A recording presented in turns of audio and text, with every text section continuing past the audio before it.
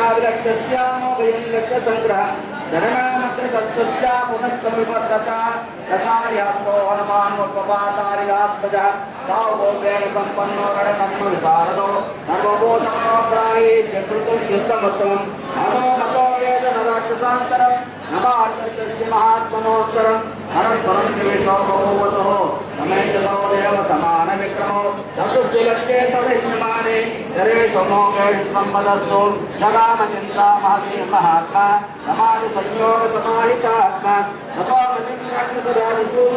चकारतस्मिन् हरिवीरमुखे अवद्यतां तस्य कपे समेक्ष्य कथं निकेते निग्रहार्थं ततः पैतामहं वीरः स्वोत्रमस्कवदाम्बरः संसदे समाजे जातं हरिप्रवरंसते अवत्यो इति ज्ञाता समत्रेणास्वरतितो इदग्रामावहो मार्गात्मदेन्द्रजितो येन बद्धसलोकेन राक्षसेन नावास्व हनुमतो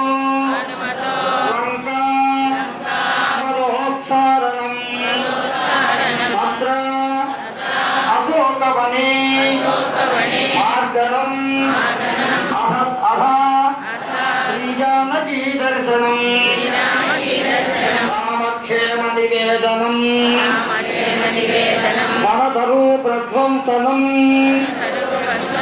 संयुगे अक्षरसंहननं पुरीपदहनं रामायणे सुन्दरं कृत्वा सागरलङ्घनं हनुमते लङ्का मदोच्चारणम् अत्राटोकवने मार्गनमध श्रीजानकी दर्शनम् रामक्षेमनिवेदनम् वनतरु प्रध्वंसनम् संयुगे रक्षसंहननम् पुरीप्रहनम् रामायणे सुन्दरम् सुन्दरे सुन्दरो रामः सुन्दरे सुन्दरी कथा सुन्दरे सुन्दरी सीता सुन्दरे सुन्दरं वनं सुन्दरे सुन्दरं काव्यं सुन्दरे सुन्दरो कपिः सुन्दरे सुन्दरो मन्त्रं सुन्दरे चिन्नसुन्दरं सुन्दरे चिन्नसुन्दरं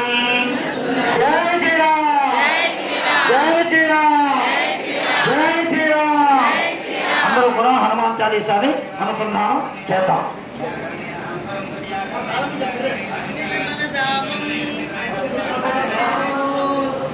పవనపుత్ర హనుమానికి లేదు, పవనపుత్ర హనుమానికి, పవనపుత్ర హనుమానికి. జై బజరంగ బలి, జై బజరంగ బలి, జై జై బజరంగ బలి. స్థితం సజందనాదివాసము కృపాముయాది కారణం నమామి వెంకటేశ్వరం.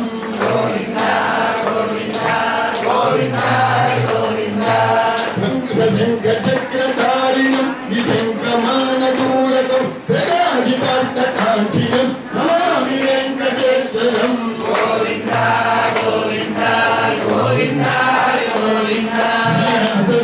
ధారణం భయాదిజాదిహారం సమర్థ పాపనాశనం నమామి వెంకటేశ్వరం. గోవింద గోవింద గోవింద గోవింద. గుణమాటనందనం అనంత సంపదాదినం గోవింద నామనందనం నమామి వెంకటేశ్వరం. గోవింద గోవింద గోవింద హరి గోవింద. విరాజమానకం విభో విశాల ప్రేరకం వసంతమేవ యోగినం నమామి వెంకటేశ్వరం. గోవింద గోవింద గోవింద హరి గోవింద. రంగరాజ్య పూజితం గణాధిభిస్సుదేవితం ప్రభక్తి ముక్తిదాయకం నమామి వెంకటేశ్వరం. గోవింద గోవింద గోవింద హరి గోవింద. గోవింద గోవింద గోవింద హరి గోవింద. గోవింద గోవింద గోవింద హరి గోవింద. ఆవిడ సీతోభవత అన్నది దత్తోపదశాన అనొచ్చు, కానీ ఆ ప్రయత్నం చేయలేదు. చేయకుండా అనుసృతుడు పూర్తిగా శరణాగతి చేసి ఆ రావణాసురుని నిగ్రహించే ప్రయత్నాన్ని, నిగ్రహించే రెస్పాన్సిబిలిటీని రామచంద్రప్రభుకి అప్పగించింది. ఆవిడ మనం చేయాల్సింది ఇంతే. మనం మనస్సు నిగ్రహించలేమా అంటే భగవద్గీతలో శ్రీకృష్ణ పరమాత్మ చెప్తాడు. మనస్సు కంట్రోల్ చేసే విధానాలు ఏమో చెప్పి ఇంద్రియాలని వెనక్కి తీసుకో ఏదో చెప్తాడు. స్థితప్రజ్ఞావస్థ 4 స్టేజెస్ చెప్తాడు. 55, 56, 57, 58 శ్లోకాల్లో రెండో యోగంలో 2వ అధ్యాయంలో చెప్తాడు. చెప్పి ఇవన్నీ చేసినా కూడా నువ్వు మనస్సు నిగ్రహించలేవయ్యా. విషయా వివర్తంతే నిరాహారస్య దేహిన రసవర్జ్యం రసోప్యస్య పరం దృష్ట్యా నివర్తతే అంటాడు. అంటే అర్థం ఏంటి అంటే విషయా అంటే ముందు పై నుంచి వచ్చే విషయ వాసనలన్నింటినీ కంట్రోల్ చేసుకోవచ్చు. కళ్ళు మూసుకొని చెవులు మూసుకొని అన్ని చేసుకున్నా కూడా కానీ ఏమవుతుందంటే లోపల మనస్సులో బాధ వాసనలు ఉంటాయి. మనస్సులో 3 భాగాలు ఉంటాయని చెప్తారు.